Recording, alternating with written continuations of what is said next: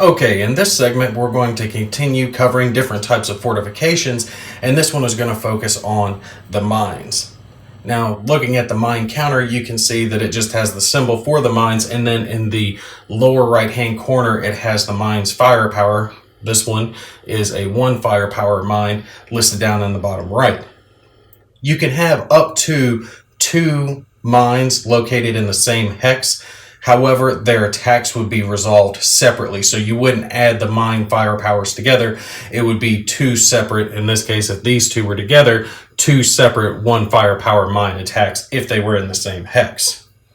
When it comes to leg units being attacked by mines, there's not going to be any modifier. So it's just going to be the mine firepower plus 1d6 versus a 1d6 defensive roll for the unit being hit by it. So let's say these are German mines. If this American infantry were to take and move into the hex and get hit by these mines, it would simply be the 1 firepower plus a d6 roll versus the Americans' 1d6 roll.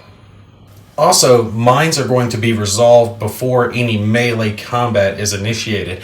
So let's say instead this mine were located in the hex with the German units, and this American squad decided they were going to rush in and try to engage them into melee combat. You would actually resolve this mine attack before the melee combat itself was initiated. However, if the unit, so let's say the American unit here, was rendered non-melee eligible, so in this case, let's say they became shaken, they would not stay or just be eliminated. They would be returned to the hex in which they started, and they would be marked by a moved counter.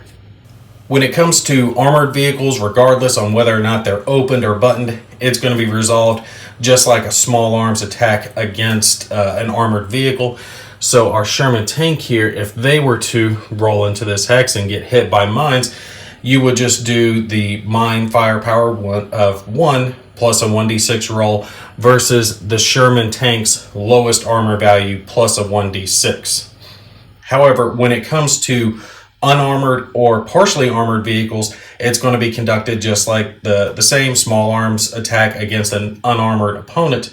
But if it's a partially armored vehicle like the one I have on screen for you now, that one is going to be treated as unarmored as well. Any passengers that are being carried, if they're forced to bail out or they load in a hex with a mine in it, they're going to be attacked by the mine as well. So if this Sherman had a squad with it that was forced to bail out into this hex, they would be hit by a mine attack as well.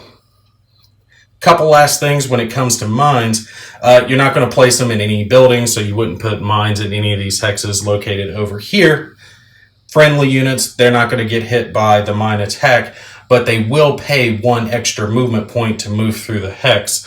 So let's say, again, these are German mines. If this German squad went to move through this hex, they would pay 1 extra movement point for the friendly mine being located in that hex.